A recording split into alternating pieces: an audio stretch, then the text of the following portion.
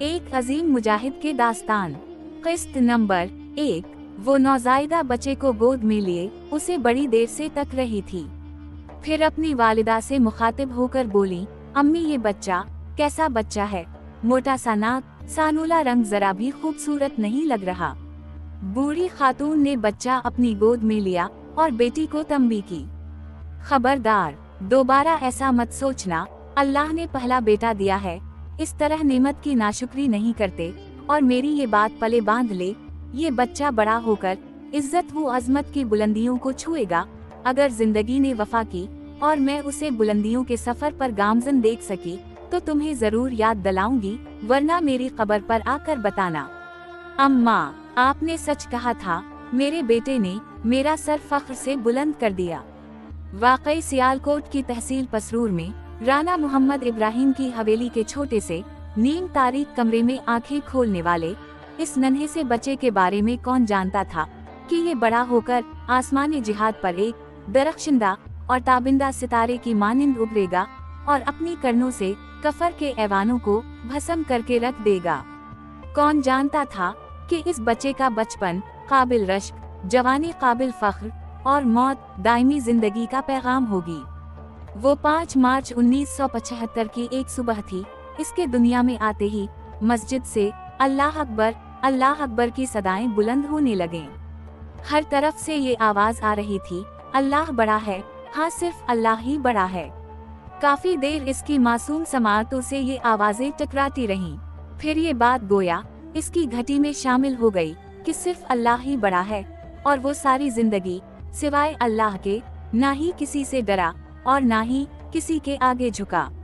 इसकी जहानत से मामूर बड़ी बड़ी चमकदार आंखें और चूड़ी खलती हुई पेशानी देखकर नानी अम्मा ने इसके हवाले से ये पेशीन गोई की, जो एक मुद्दत बाद हर्फ बहर्फ सच साबित हुई। उसके बाजू पर कुदरती तौर पर बाज का निशान था, इसलिए नाना अब्बू ने इसका नाम मदसर शहबाज रख दिया। पसरूर में इसका ननियाल था और जितना अरसा वो वहाँ रहा उसी नाम से पुकारा गया। जब वो अपने घर वापस आया तो वालिद साहब ने इसका नाम राना ताहिर नदीम रखा। इसका आबाई इलाका जिला रहीम यार खान का इलाका सादिक आबाद था। मुजाहिद कॉलोनी गली नंबर 8 में इसका बचपन गुजरा। उसके वालिद साहब राना तालिब हसीन जमाने भर के सताए हुए थे। वो अपने वालिदैन की इकलौती औलाद थे। बाप का शफीक साया बचपन में ही सर से उठ चुका था। दुनिया भर में उनका वाहिद खूनी रिश्ता सिर्फ इनकी वालिदा हयात थीं। ताहिर नदीम की आमद ने इनकी दिक भरी जिंदगी में मुस्कुराहटें बखेर दें। वो बहुत खुश थे कि अल्लाह ने इन्हें पहली औलाद बेटे की सूरत में दी है, जो बड़ा होकर उनका बाजू बनेगा। वो बचपन में इंतहाई जिद्दी हुआ करता था। इसकी वालिदा साहिबा का कहना है कि रात को वो जब नींद से जागता तो जिस चीज का नाम मुंह से निकलता, इसके अलावा कोई और चीज लेने का सवाल ही पैदा न होता था। कभी जबान से निकला माल्टा खाना है, अगर वो मयस्सर ना होता तो वो तमाम रात रोता रहता। बेशक इसके अलावा और कितनी ही चीजें क्यों ना दी जाती, उसने माल्टा ही लेना होता था। फिर उसके वालिद साहब ने ये तरकीब बनाई कि रोजाना शाम को हर किस्म के फल का एक एक दाना ले आते और 4 पाई के साथ रखी मेज पर रख देते। रात को उसने जिस चीज का नाम लिया वो पेश की जाती थी। वक्त के साथ साथ उनकी वालिदा साहिबा का ये शिकवा भी दूर हुआ कि बच्चा खूबसूरत नहीं है। उमूमा पैदाइश के फौरन बाद बच्चों के नक्श व निगार का कुछ पता नहीं चलता, जब तक कि वो कुछ बड़े नहीं हो जाते। ताहिर नदीम बड़ी बड़ी आँखों और घनघरियाले बालों वाला गोल मिटूल खूबसूरत और तवाना बच्चा था। इब्तिदाई तालीम उसने अपने मोहल्ले के एक स्कूल से हासिल की। इसके बाद इनके यहाँ एक और भाई की पैदाइश हुई।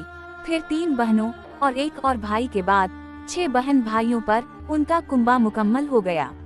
वो सब बहन भाइयों में से मुनफरिद तबीयत के मालिक थे, इसलिए उनकी शरारतें भी सबसे अलग और नराली हवा करती थीं। एक दफा उसने अपने वालिद साहब का पुराना कोट लिया, कहीं से नकली दाढ़ी और बाल भी हासिल कर लिए। ये सब चीजें पहनकर इन्होंने एक बूढ़े फकीर का रूप धार लिया और मोहल्ले भर में सदाएं लगाते रहे, अल्लाह के नाम पर कुछ दे दो बाजी। इसके मोहल्ले की कई खालाओं ने, जो इसको अच्छी तरह जानती थीं, फकीर समझकर खैरात दे दी। आखिर में अपने घर के दरवाजे पर दस्तक दी। अम्मी जी के कानों में फकीर की आवाज तो आई, लेकिन वो इस आवाज को बिल्कुल पहचान ना पाए। इन्होंने छोटी बहन नादिया के हाथ खैरात भेज दी। उसने जब परागंदा बिखरे हुए बाल, उलझी हुई लंबी लंबी दाढ़ी वाले को देखा तो उसके मुंह से चीख निकल गई। उस वक्त वो बिल्कुल छोटी सी थी। बहन की हालत पर ताहिर नदीम की हंसी छूट गई। इतने में अम्मी जी भी नादिया की आवाज सुनकर बाहर आ गईं। सामने हंसी में लौटपोट फकीर को देखकर वो दंग रह गईं। अरे ताहिर, ये तुम हो? बदतमीज कहीं के, ये क्या हरकत है? जूता उठा के जो इसकी तरफ लपकी तो ताहिर नदीम ने मन्नतें शुरू कर दें।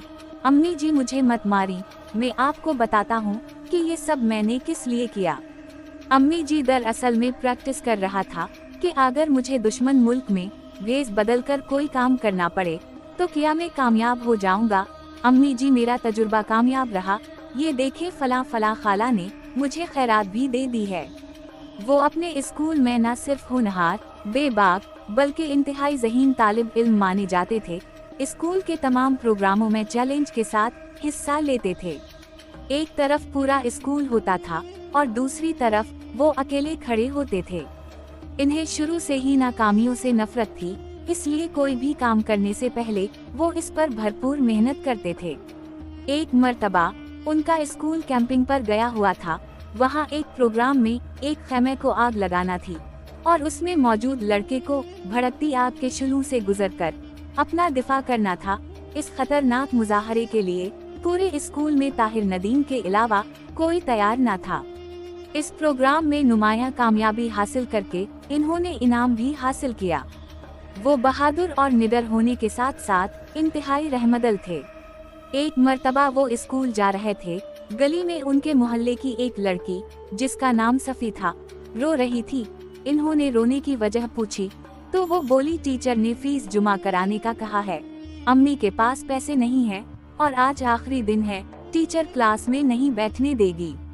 वो बोले, तुम रो नहीं, मैं अभी तुम्हारे लिए पैसे लाता हूँ।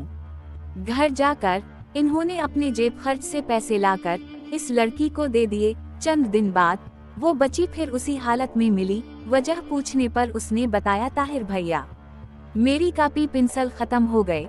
इन्होंने उसे कॉपी पेंसिल खरीद कर दी और कहा कि आइंदा तुम्हें किसी चीज की जरूरत हो तो मुझसे कहा करो। इस तरह वो एक अरसा इस गरीब बच्ची की मदद करते रहे।